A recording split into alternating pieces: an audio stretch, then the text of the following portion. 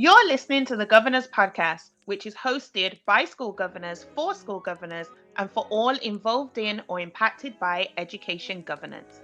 On the Governor's Podcast, we have open, honest, and transparent discussions about governance in the UK education sector, sharing and providing insights into the realities of entering the boardroom, sitting around the governing board table, and leaning in.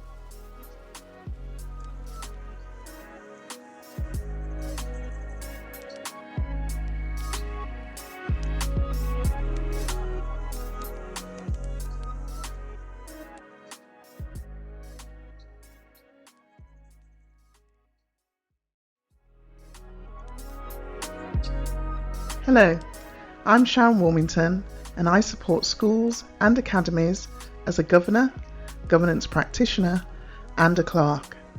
I'm also the founder of the National Black Governors Network, supporting the education sector in diversifying their governing boards. And it's Olivia D. Hind here, an under 30, unapologetically black female who is changing the face and space of school governance. And you're listening to the Governor's Podcast.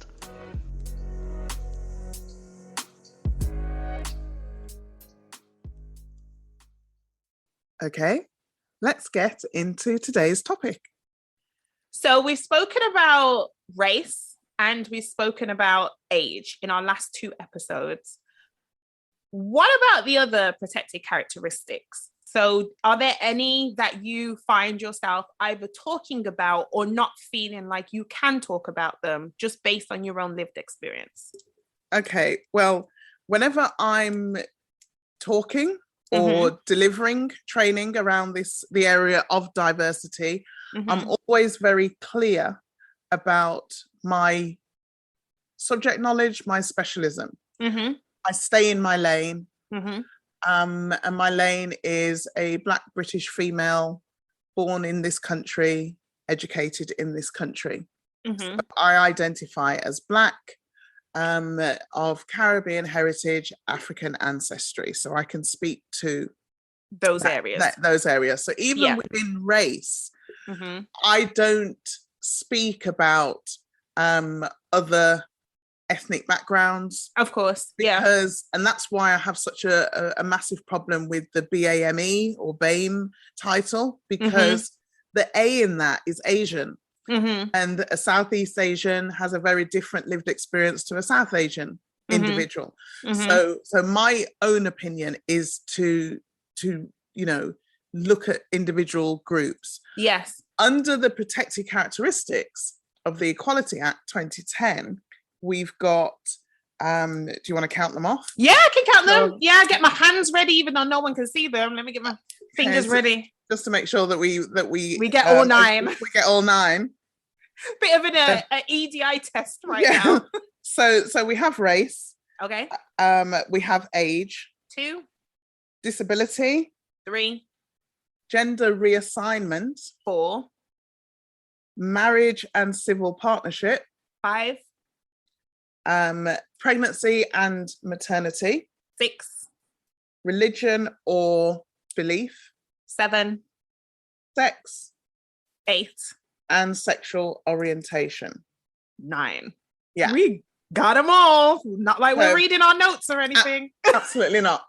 So for me, the area of disability is so wide.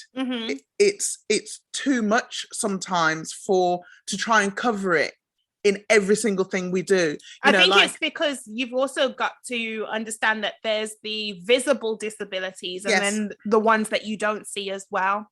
Yeah, or the differences. Yeah, but it's like if you're doing an advert or something, and the images that you use, and you try and get a Black person and a white person and a Sikh and a Muslim and a Chinese heritage person and someone in a wheelchair user, and it's just too much, because you're trying to tick all the boxes for everybody and not upset anybody, which is just unrealistic.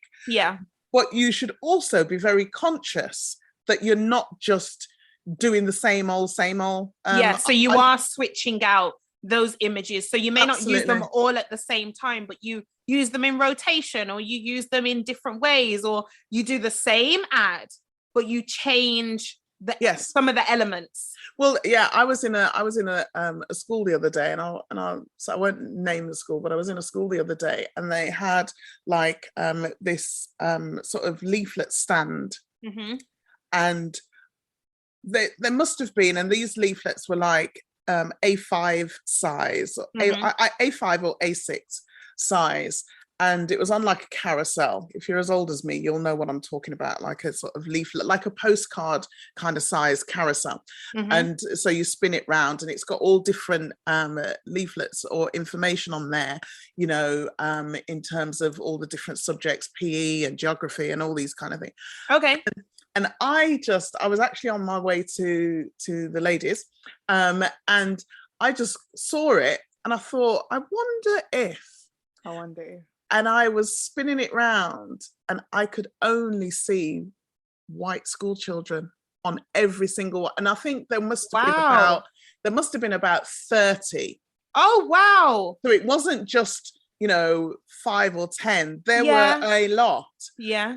And I think they are designed for students to pick up and have almost like, I suppose, you know, quick bite-sized information for them to use. And I just looked at it and I thought, there's no diversity here. There's no representation. No, it's representation. It's not even about diversity. There's no representation. There's no thought being put into that.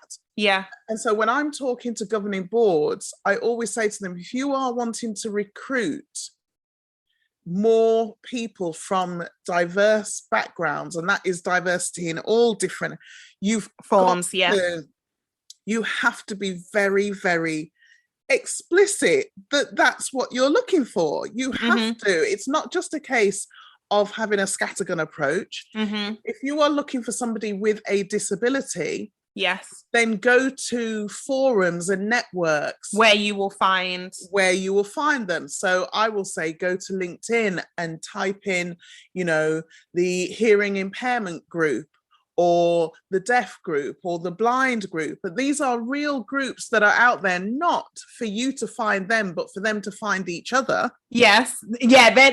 Their construction, their composition is not so that people can come and find them because of that characteristic. Right. It's so that they can connect with Absolutely. And that was the main reason why I created the Black Governors Network. It wasn't to help schools to find Black governors. It was to help me to find each other.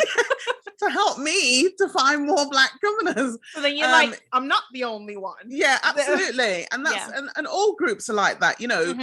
Female business groups aren't there so that they can be found by anybody other than women in business. That's what they're set up for. That's why you see women in the title of events and organizations. Absolutely. It's so that we can be very specific. Yes. And sometimes that is needed, because the absence of saying who the target audience is, it will then attract only one type or a large group of the same people. So it's being able to know that you can just go and look, and find, but also attract. It's also about what you're bringing in. So I know from attending your events online, the training that you put on, that you talk about school websites, and you know, the fact that people go and people click around when they are searching for something, and if they don't see themselves, or if they don't get a vibe that feels like they can be a part of that space,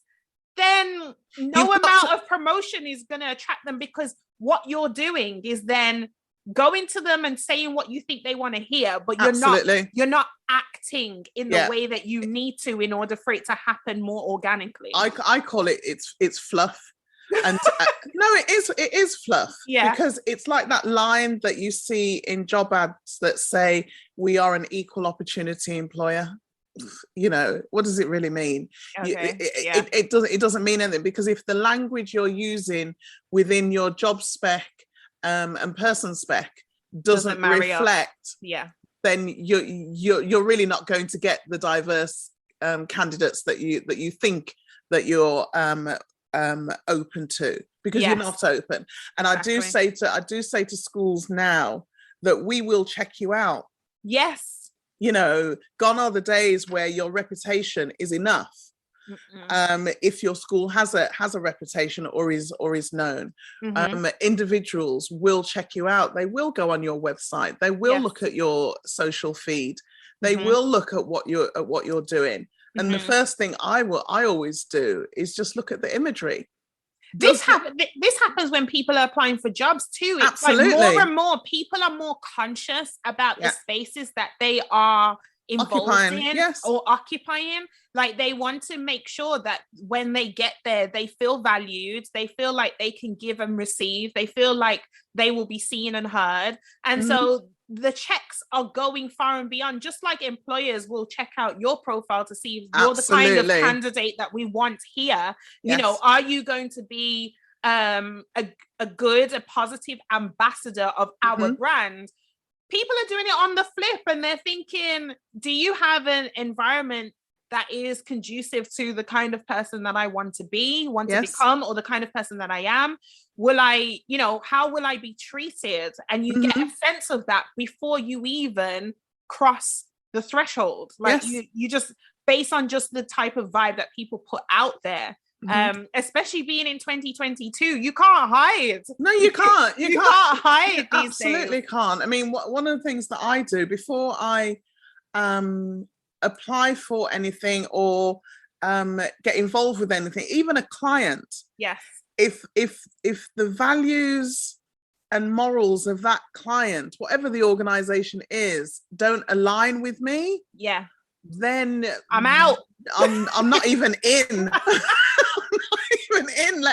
I don't get in to get out. I just don't get in, you know, because it's really, really important that, because you have to believe, and especially as governors, I was appointed for my most recent governor position just before lockdown. So I couldn't get into the school. I had my initial meeting with the head in school, but I couldn't get in to do a proper visit around the school until just before Easter. And wow, did that visit solidify my connection to the school, or That's what? Good. That's it was so just important. It was unbelievable because I could see the richness. Yeah, I love that. Of the diversity. I said to the head had created such a creative mind. It's unbelievable. But created in the main hall a map of the world, and instead of having flags, countries that children are, you know, their heritage or background is from, or their languages, or their culture. He had the cultural colors. Oh, beautiful. Of those children. And I'd never seen anything like it. Wow. And it was like amazing. And then down one corridor, the main corridor going through the school, was charting the history. Yeah. Right through to the present day. It was so up to date. It had COVID on there. You know, but so children are passing through. You know, you talk about the space that children are They're being fed. It's all the subliminal messages that are coming through from their environment. Absolutely. It's not just what teachers say, but how that school building makes them feel. Makes them feel. It was just, and that, you know, that needs to be driven top down. And you can only get that when you have the diversity of thought at the top. So because I will say to people, you've got to be careful about thinking that getting somebody of color, getting somebody with a disability, getting somebody from the LGBTQ plus community, that there may be an assumption that they are bringing diversity because you can tick a box, but you may just end up with the same people because the mindset is the same. Exactly. Right? Exactly. So you've got to make sure and understand, You want people who will bring their difference to make a difference. People who stand out, people who are ready to voice an alternative opinion, or people, but not in a argumentative way, but just in a sense of, I am someone different. I have different experiences. I have different interests. I have a different knowledge standpoint. And yet we can all work together for a common purpose. What I love about what you shared, though, is you're a governor doing a learning walk. And yet I know that it's also the students who will experience the benefits of being in those environments. So I love the fact that almost like the two stakeholders that are furthest from each other, if that makes sense, meaning the governors of the school and the students of the school, because governors and students don't interact often when you really think about it. So teachers obviously interact with their students. Teachers may interact with governors through the senior leadership team or even doing presentations. Parents, obviously, of the children, parents may interact with teachers, but governors and students don't often interact, and yet that school environment still brings them together. And that's what I find really amazing. So what I'm almost saying is, when people go and do those learning walks, don't just focus on, entering a classroom and seeing how the teaching is going, or entering the canteen and seeing how students navigate social spaces or social time during the timetable. But look at the walls and the doors and the corridors, and, how are you welcomed in reception? Like absolutely. How are you introduced from one staff member to the next? How does that environment feel for you? Do you see yourself? Do you see the students that we are talking about in the meetings? Do you see representation? Do you see reflection of diversity of this world? Because when you think about it, the world, diversity is not, it shouldn't be as alien of a topic as people make it to be. No, because it's not, I don't even know how it can be. No, it just is. If anything, if you don't have diversity, you're the alien. Absolutely. And I say to governors all the time, we're in their world. They're not in our world, because in 10 years' time, if you're looking at a primary school, in 10 years' time, when us born in the 1900s, are 10 years older and going into our 40s, 50s, 60s, 70s, those primary school kids are still teenagers. That's the reality. So we are in their world, and it's thinking about the journey of the child. And this is very much what I do in my training. I talk about how, rather than just focus on a year in, year out basis, think of the journey of the child. So when your year sevens come in, thinking about what you want for them by the time they hit year 11 or year 13, or your nursery students come in, your reception students come in, by the time they hit year 6, what kind of experiences do you want them to have had over the course of that lifetime in that setting, rather than just year in, year out? The reason why I say that is because recently I know of a assistant head teacher who is now who's just been promoted and moving into another school environment. So she's leaving the school that she's been in for the past 8 years, and she says, what I love about that is I've seen year 7s come in and go out. So as far as she's concerned, it makes sense. It's my time to move to a different setting. Now, I'm not saying schools, you're going to lose all your teachers now, or you're going to have a lot of staff mobility. But this also talks of this also speaks to succession planning, which we've spoken about before, and recognizing when you no longer have anything to contribute to this space. But you can move on to create space for someone else to come in, someone who is different to you. Because what you don't want to do is just swap out like for like every time. No, you can't. Because then you're not. Imagine you're in a school and all of the children are all the same all the time. It'll be dry. Or it would be headache. It'd be one of the two. Either dry or headache. If you think of everyone being the same, imagine those classes where say there's every student in there is shy or quiet or timid or introvert, and you ain't getting no bounce back when you ask a question at the front of that classroom. Or if someone's walking down the corridor, you ain't hearing any life, any energy.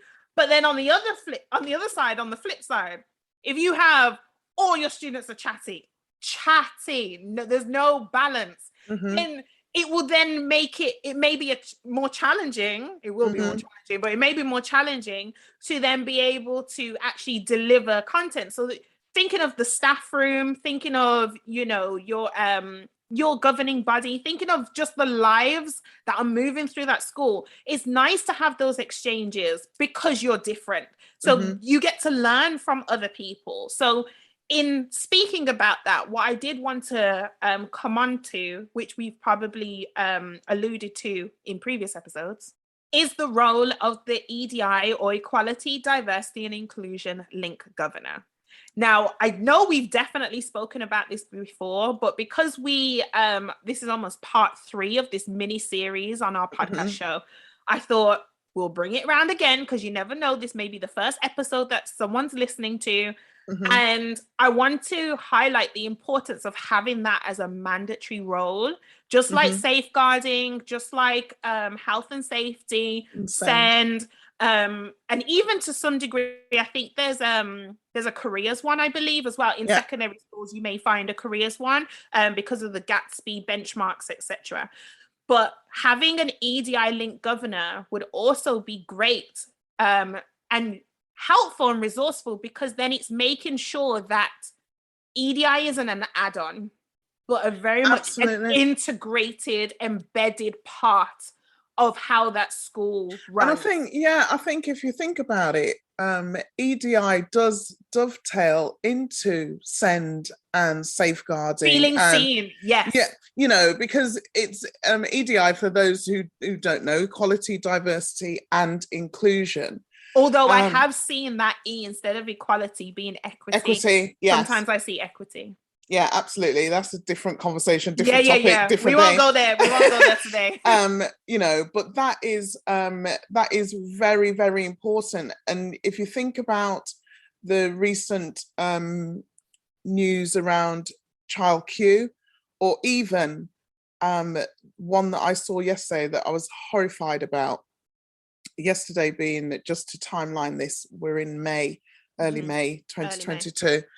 About an 8-year-old boy having to, I'm going to say, care for his sister. I'm not going to go into the details because it's far too distressing. But, had there been more focus on cultural literacy, then, not to say those things wouldn't have happened, but the dynamics change, because you look at things differently.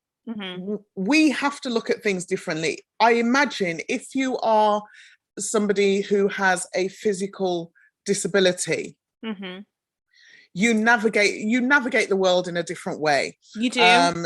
You see the world differently. Absolutely. If I just go personal a bit, my partner has a mobility issue. And we went out for a quick walk yesterday, literally just down the road. It was a nice evening, and we thought, let's just go for a walk. Part way down, his leg just went. And he then struggled for the short space, the short distance back. We had to slow right down because of his mobility issues. Now, I don't navigate the world the way he does. If I want to go for a walk, I just go for a walk. It's no big deal. Your legs are going to do what you expect them to do. Absolutely. But for him, he has to think everything through. And what have I done today that may have caused me to be tired, and how far are we going, and will I be able to get back? Calculating, and all of that is going on when I say, should we go for a walk? before he can even respond to me. Yeah. And so the point I'm making is that we need people around the table who think differently because of their lived experiences, who see things differently because of their lived experiences. It's not to say that if your board has no diversity, that you are not a competent board or an effective board. No. But what we are saying is that how competent or how effective will you continue to be in a ever-changing, diverse world? Or knowing that having more difference will make you better. Absolutely. Like, it will make a difference. It will make a difference. Yeah. But it will, because as you say, it's I would say the root of diversity is not even all the external factors, you know, what we've spoken about: gender, disability, sexual orientation, religion, race, age. I would say a lot of those are external. They can be seen, or they can be easily spoken about. They can be easily communicated, or relatively easily communicated. I'd say the heart of diversity is the mindset, very much what you were just talking about in terms of your diversity of thought. Yeah. And you can only get that when you engage with people who are different to you, when you have that variety. And being able to have those conversations will enrich the discussions in those local governing body meetings or governing body meetings, or just strategic discussion about what a school can do. Because if you know that someone's coming in with a different viewpoint just based on their life, then it means that when things come up, say the school is got a plan to do this or to do that, then someone's going to say, have you thought about? And they'll be like, well, no, I haven't thought about it. Because why would they? Because you don't come from that same angle. And I think this was episode 5. We talked about different angles, same focus. I think that's the title of the episode, where we saw why it was important to have parents and staff governors, and why it's important to have people from the community. Then you've got those inside the school, the senior leadership team, and then you may have someone who has expertise or a specialism in XYZ. It comes back to that whole diversity of thought coming from different angles. Because one thing that I enjoy is being in those meetings and hearing a parent governor say, the school bombards us with emails. Yeah. And I don't know if, unlike myself, I'm used to, this is one of the parents speaking, I'm used to receiving emails, because being a governor, I know what it's like to receive emails and having to read hundreds of pages of information. But has the school considered that there are parents who are receiving multiple emails? They don't have the time, they don't have access to the technology because it's being used by all their children who need it, or even the language that's being used, or the length of the emails. Now that is something I cannot bring, Olivia, because I not only don't have a child, but I don't have a child in school for which I am therefore receiving those emails. Now I know what it's like to be bombarded by emails. But that is in my own professional, personal setting. Yeah. But as a parent, I don't know what that's like. So then it provides the school with a different perspective, because as a school, you're thinking, as you would, we just need to get the information out. We need to communicate what's happening, what's coming up, but you don't necessarily think about it on the receiving end. But what is also an interesting dynamic is a parent governor in a school who's a teacher somewhere else.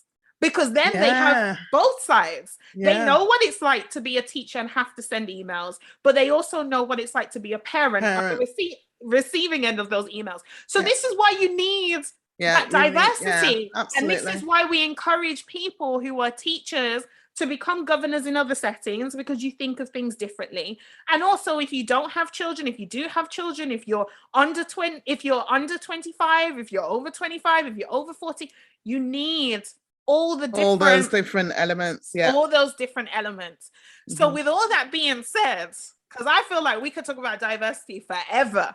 but we haven't got forever. No. We need to make these changes today. Yeah. What would you say would be your takeaways from this episode, or the main things that you have? Because I like how at the beginning you said, I'm a diversity trainer, and yet I attended diversity training. So Yes. for you, as your takeaway as a diversity trainer, I think what would you say you would highlight? My takeaway would be something that I learned a long time ago when I was quite young. So I was in my 20s, and I learned it from my boss at the time. And it's being an eternal student. Yeah. Meaning you're always learning. I don't sit in any space and say, I know all there is to know about this subject. I'm constantly learning, constantly developing, excuse me, constantly wanting to know how to do things better. I love sitting in spaces where I'm not the smartest person in the room, so that I can learn something. And in every situation, I want to be in a position where I'm learning something. So I would say, if we as governors can adopt the attitude of being eternal students, then that alone will keep our mindset open and growing. So we'll be more open to difference. I love that. And the reason why I paused slightly is because I read and posted on my Instagram page, actually, something that I saw Stephen Bartlett, I think we mentioned him in the previous episode, but definitely worth mentioning again here. Very much linked to what you just said. He put up a post on his LinkedIn, which I then screenshot and took to Instagram. And it said, the person who makes you smarter isn't always the smartest one in the room. Often it's the most curious one in the room. Why do we do that? Leads you to question old assumptions. What if? Opens your eyes to new possibilities. Inquisitive people are catalysts for learning. Yes. And the reason why I love that is because obviously when you think of the smartest person, you think of the person who probably knows more. The curious person recognizes that they don't. Yes. Because the whole reason why they ask a question is because they want to know more. Yeah, they because the question is how more information. Exactly, more information, more clarity. I don't know this, or allows you to question why you do it a certain way. Like, for example, questions that I just love to ask, but not love to ask just to be a nuisance, because I wouldn't say I'm a nuisance. Let me say that straight away. But more a case of, because I genuinely want to know, is the abbreviations. I will bring it back. Because if I see an abbreviation in a paper that I'm reading and I haven't seen it written in full anywhere, I can't just say, oh yeah, this, just like a nodding dog. Yeah, oh, this paper makes sense. This was brilliantly written. And half of it I'm unable to understand because there's terms in there used. And sometimes it keeps the teachers on their toes, because you'll see them pause and you're just like, oh, it's this. Or it's that, or whatever. Because they themselves are, I call that assumed knowledge. Exactly. There's an assumption that everybody knows what you're talking about. Exactly. And that's a dangerous position to be in. And from a clerk's viewpoint, I'm very particular when there are new governors or trustees in the space. I definitely, even the most common and what people would deem to be simple acronyms, I always make sure that they're in full, because I never assume that the new person coming in knows what KS1, key stage 1. Yeah. I mean, I don't especially if you don't have an education head. I mean, like you even if they're a parent. Because when I was a parent, I didn't know what key stage 1, key stage 2. No, my child's in year 3. My child's in school.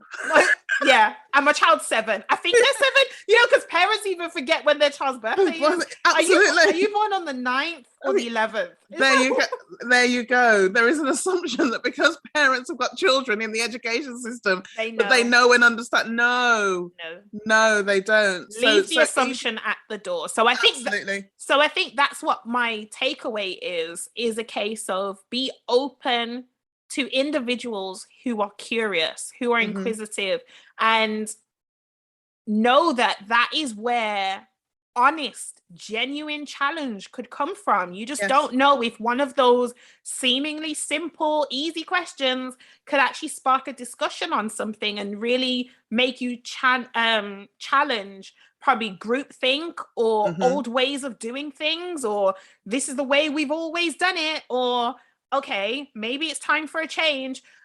So when you're thinking about diversity, think of those people who you know are going to add a quirk, add a kink, add a little something, a kink to the straight line. You know, there can't be just we walk in a straight line. Straight line to success is non-existent. Absolutely. So yeah, that would be my takeaway. Good. Yeah.